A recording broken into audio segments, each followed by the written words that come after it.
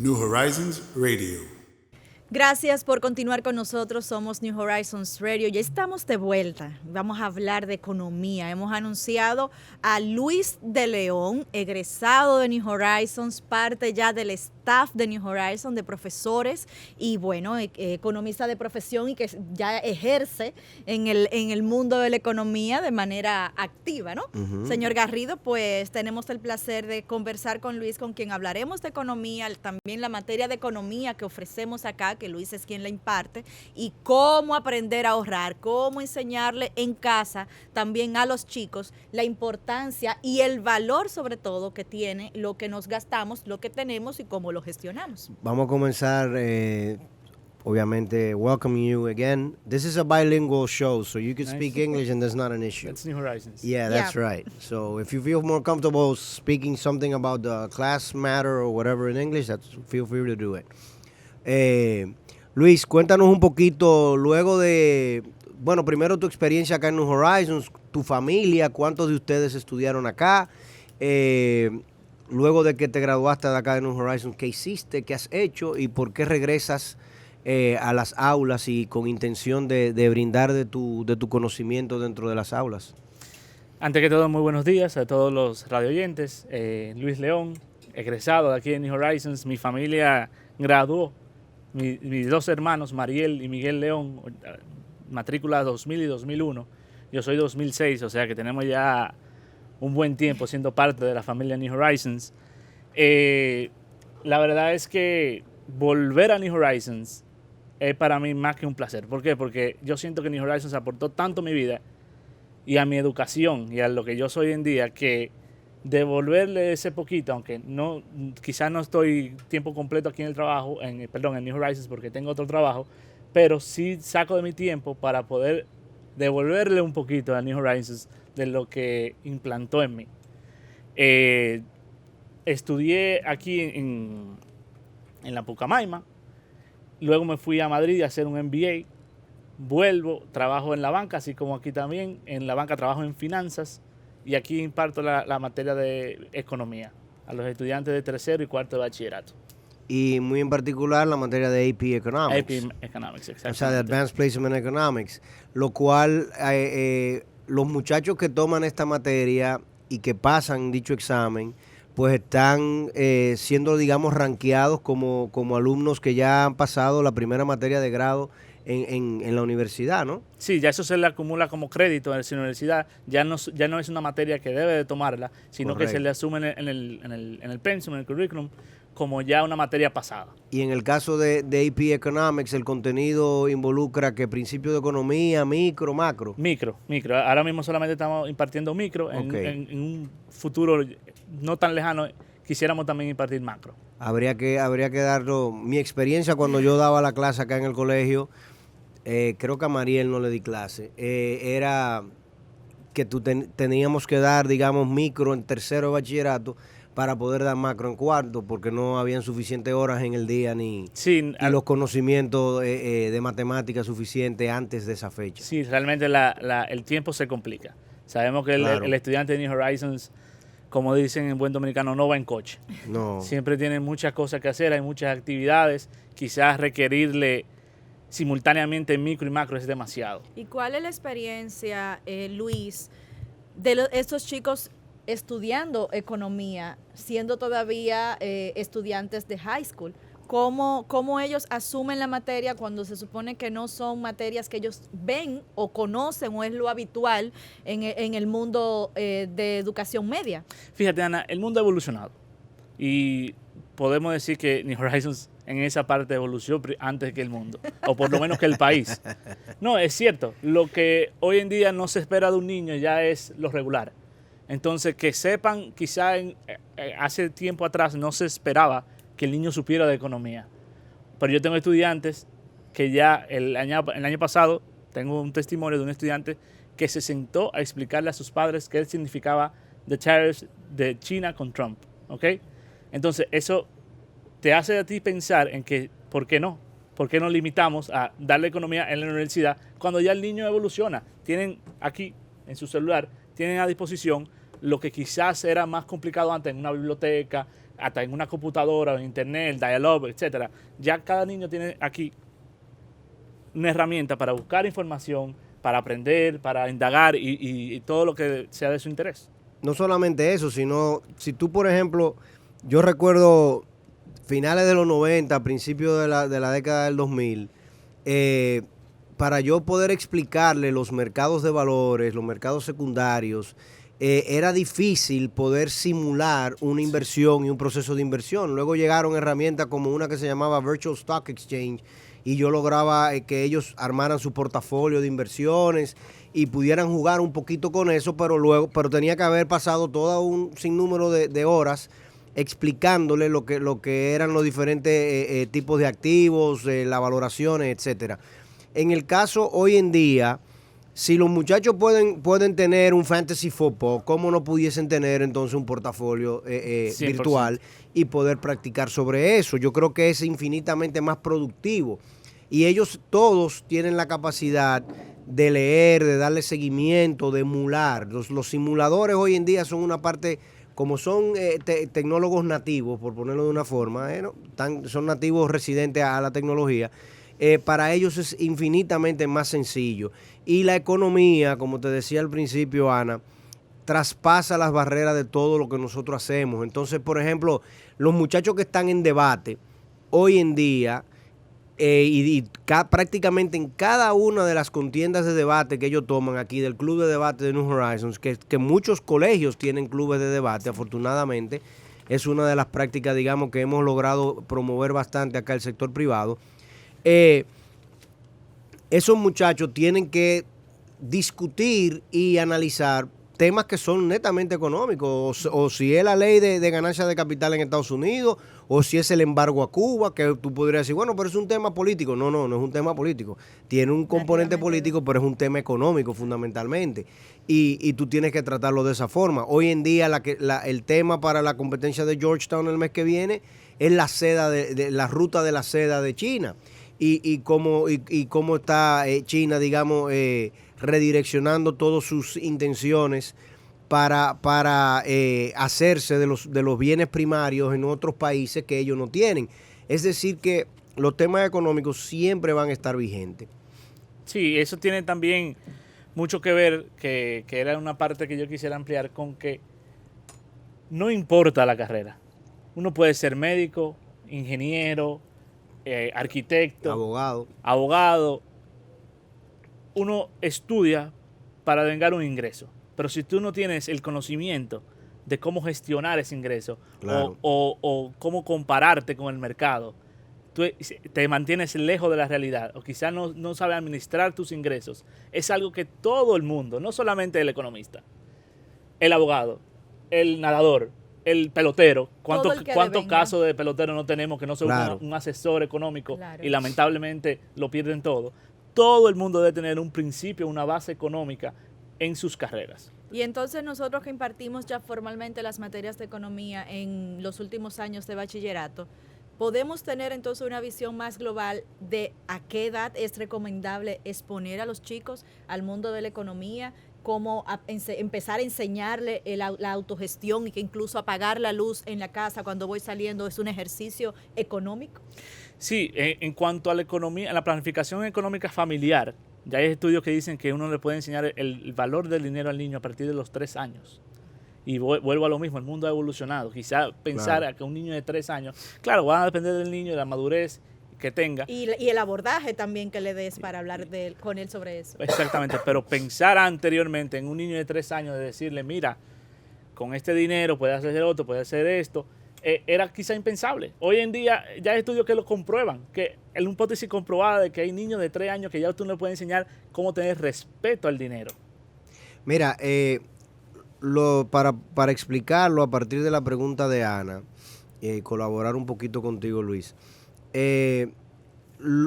una cosa es tú implementar principios sobre un área del saber cualquiera en una actividad humana, y otra cosa es nosotros zambullirnos, o sea, embuirnos en en el conocimiento teórico de eso. O sea, no es lo mismo la materia en sí de economía que ya para yo darle teoría económica y para yo poder darle principios de economía, debo de hacerlo con un alumno que quizá esté por encima del séptimo curso, pero pudiese empezar perfectamente en séptimo curso a dar principios de economía, a utilizar herramientas e instrumentos de aprendizaje con los niños desde nivel inicial. Porque tú desde el nivel inicial puedes explicar a los niños, por ejemplo, para aprender matemáticas, y se usa muy a menudo, cuáles son las diferentes denominaciones de una moneda. Tú puedes explicarle a un niño qué es la escasez, qué no es la escasez, cómo puede un niño organizar un orden de prioridades. Y cuando tú le dices a un niño cómo organizar un orden de prioridades, es decir, mijo, ¿qué tú prefieres? ¿El jugo de naranja, el agua o la leche? A mí me encanta la leche. Pues tu prioridad número 1 es leche. Y después, si no tuvieses leche, ¿qué bebería? Yo bebería jugo de naranja. Entonces tu prioridad número 2 es jugo de naranja. Ese ordenamiento de lo que se llama en economía an ordered preference set es lo que al final termina determinando una curva de demanda. Entonces, si tú vas aprendiendo eso desde la infancia, tú vas rápidamente entendiendo lo que es una estructura de mercado. Tú puedes perfectamente también con los muchachos hacer ejercicios que te lleven a entender lo que es una estructura de mercado. Mira, si una sola persona tiene el balón, ¿quién es esa persona? El dueño del balón. Pues él es el monopolio. ¿Entiendes? Sí. Pero tenemos 20 balones en el salón para poder jugar. Si hay 20 balones, entonces estamos en un mercado perfecto. O sea, hay 1000 formas de tú enseñarles principios de economía y principios que tienen que ver con, entonces ya luego, utilizando el principio de economía, lo queremos llevar a la banca, vamos a hablar de la banca. Lo queremos llevar al sector manufactura, vamos a llevarlo a manufactura.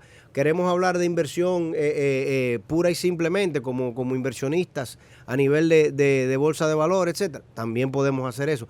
Y eso es necesario y ayuda tanto para la parte de las demás áreas, porque yo puedo entonces ya luego, para mi proyecto de ciencia, crear un simulador de inversión. O yo puedo para mi proyecto de ciencia crear un banco, un mini banco, ¿tú entiendes? O sea, cada una de esos roles, ese role playing es útil. Y en la medida en que los profesores en cada uno de los centros educativos conozcan y tengan herramientas más profundas ellos sobre el accionar y la teoría económica, van a ser mejores profesores de lo que sea, no importa la materia. Y una parte pudiese ser una parte todo el engranaje del aprendizaje por proyectos que ayer justamente conversábamos. Correcto. Que en el caso de economía es en extremo útil. El PBL, Project Based Learning, te permite tú construir, bueno, de hecho lo hacemos mucho porque aquí hacemos mucho ejercicio de emprendurismo y tenemos competencias de emprendurismo. Entonces el emprendurismo es eso mismo, montar un proyecto. Sí, y eso obviamente son eso es básico en el GDP de un país, el emprendedurismo. Claro. El joven que emprende, que sale a crear, que también importa un nuevo producto, que introduce algo nuevo al mercado, que es básico en la economía de un país, que es precisamente uno de los temas que tratamos en la clase de economía y que impulsamos al joven a que se atreva. Que se atreva, que no pasa nada. Claro, y entonces esto que veíamos, que bien ha explicado el señor Garrido, es, digamos, en la estructura escolar, ya en la educación formal. Pero ¿cómo llevamos eso a la casa? ¿Cómo entonces a nivel familiar puede ser la economía parte de la dinámica? Así como nos ponemos de acuerdo en los horarios en los que tenemos que salir a la calle, lo que vamos a comer, cómo la economía es parte de esa dinámica, de ese ejercicio habitual en la familia. Bueno, desde temprana edad se le puede enseñar al niño el valor y el respeto del dinero. El decirle, papá y mamá no nacieron ricos o tú no naciste rico con dinero. El dinero es con esfuerzo que se gana. Ahí el niño va cogiéndole respeto al dinero pensando en, me tengo que esforzar. Quizás también algo que pudiera hacer es enseñarle que el dinero no es inagotable. El dinero tiene sus límites. Enseñarle, mira, si tú quieres algo, sentarse, armamos una mesada juntos. Y una mesada no a lo loco, porque muchas veces hemos visto una mesada de que un niño quizás de 6 años tiene la misma mesada que un niño de 12. Pero el niño de 6 lleva al almuerzo al colegio, mientras que el de 12 quizás compra en el colegio. Entonces es una mesada bien estructurada, enseñándole junto con el niño, enseñándole en cada partida dónde vamos a dividir cada parte del dinero para que el niño vaya incluyendo el sobrecito, el famosito sobrecito del ahorro. Del ahorro. Porque esa es la manera donde si el niño quiere algo extraordinario, puede ir ahorrando. Si salió el último videojuego, papá, yo lo quiero, no. Yo recomiendo que a los niños no se le dé, a nuestros hijos no se le dé todo lo que piden. Que ahorren. Claro, si uno lo ayuda con lo completa y tal, pero lo recomendable es que el niño entienda que el dinero no es inagotable. Tiene sus límites. Y por eso hay que ahorrar para conseguir. Es un bien escaso, claro. Exacto. Eso. Hay algo que la sociedad dominicana hace mucho como mal hábito y yo siempre he tratado de enseñarle a la gente, sobre todo a los alumnos en el colegio, cuando Luis habla, por ejemplo, del respeto al dinero, las papeletas, el papel moneda, es una representación de dinero, o sea, se llama así, o sea, es una representación fiduciaria de un valor, de una unidad de valor. Entonces, cuando yo tengo una papeleta de 2,000 pesos y voy a pagar a un lugar, o de 100 pesos, de 500 pesos, y voy a pagar a un lugar y el tipo lo coge y hace así, y le envuelve en 500 pedazos y se la mete en un bolsillo. Yo le digo a la gente, óyeme, tú estás irrespetando el dinero. Y si respetas el dinero, entonces también me estás irrespetando a mí. Y hay un principio en economía que la gente no entiende, de que el dinero malo saca al bueno del negocio. Y es una ley, un principio en economía que dice que el dinero malo retira el dinero bueno. ¿Y eso, cuál es el malo y cuál es el bueno? Precisamente, en términos, o digamos, el principio lo que viene a explicar es cuando tú tienes, pues, digamos, por ejemplo, una relación entre monedas de oro, moneda de plata, y una moneda vale más que la otra, típicamente la gente persigue la que vale mucho, y esa que vale mucho, ¿qué hace con ella? La guarda, no la usa, pero solamente usa la que vale poco. Entonces, al final, en la economía, la que está circulando es la que vale poco. Cuando tú coges una papeleta y la arrugas y la pones en tu cartera o te la entregaron arrugada y tú tienes en tu cartera 4 papeletas muy bonitas y una arrugada, cuando te toca pagar de nuevo, ¿cuál tú usas primero? La arrugada. La arrugada, ¿verdad que sí? La buena que tú haces con ella, te la guardas en tu carterita porque esa está bonita. ¿Tú entiendes? Entonces, al final, en la economía, ¿cuáles son las papeletas que están circulando? Las arrugadas. Las arrugadas, Las Las feas. Las feas. El dinero malo saca al bueno de la economía. Y son principios tan sencillos como eso, lo que uno aprende en economía, que te enseñan a entender y cómo es que se comporta el ser humano en cualquier escenario. Así es. Por eso es tan importante que en las escuelas, en los colegios, se enseñe economía. Y hablamos de, como decía usted, vale con el dinero. Hablábamos y poníamos estos ejemplos con la moneda, con el dinero per se. Pero esto es una herramienta, el dinero es una herramienta para adquirir cosas. Un medio de cambio. Un medio para adquirir cosas. Entonces, si de repente volvemos al punto de la educación, si los niños no cuidan los útiles dentro del salón de clase o los juguetes que papá le compra o el sofá en la casa, entonces eso también impacta en la economía. Entonces, la educación es global. Sí, es que todo eso es parte de una base de educación financiera que luego le va a servir a él para eso mismo, para tener una educación financiera saludable. Porque, y volvemos de nuevo atrás, tener educación financiera, ¿qué es? Educación financiera deben tenerlo todas las profesiones, porque cuántas veces no hemos visto profesionales que tienen una capacidad de ingresar, de obtener dinero y no saben gestionarla. El caso más patético y presente siempre, Luis, tal y como tú mencionas, siempre son los jugadores de deportivos, ¿no? Sí, los grandes atletas, que lamentablemente carecen de formación educativa. Aquí estamos trabajando ese tema bastante, el tema de cómo empujar la educación para los atletas. Y luego entonces, una vez ya millonarios, no tienen realmente la capacidad para gestionar sus fondos. Señores, los temas con Luis de economía van a continuar. Prepárate porque te voy a invitar para que toquemos fondo con algunos temitas un poco más intensos y que sean tus alumnos los que vengan acá a conversar con nosotros más adelante. Seguimos, que tenemos mucho contenido y agradecemos infinitamente a Luis de León. A ustedes saludamos por la invitación. a su familia Mariel, que sé que tiene un niño, ¿verdad? Una niña. Una sí. niña y está siempre muy oronda con ella, me manda las fotos. Un Sí, saludo a la doctora Mariel León, tremenda abogada. Ella es como constitucionalista, rebelde. Ella sí tiene esa vena. Sí, Le sí. sale esa Rebelde. vena. Sí, le sale esa vena. No sé si fue aquí que le dimos a mala maña. Sí, que correcto. De aquí mismo fue. Ya, yo sé que salió. Bueno, pues vamos a la pausa comercial y cuando regresemos conectamos con la ciudad de Santiago. Allí tenemos a Whitney Plasencia, quien desde la filial de New Horizons Santiago pues conversará con nosotros sobre lectoescritura y un proyecto bastante interesante que están desarrollando por allá junto a las universidades, la USAID. Así que usted no puede moverse de allí, seguir en sintonía con New Horizons Radio. New Horizons Radio.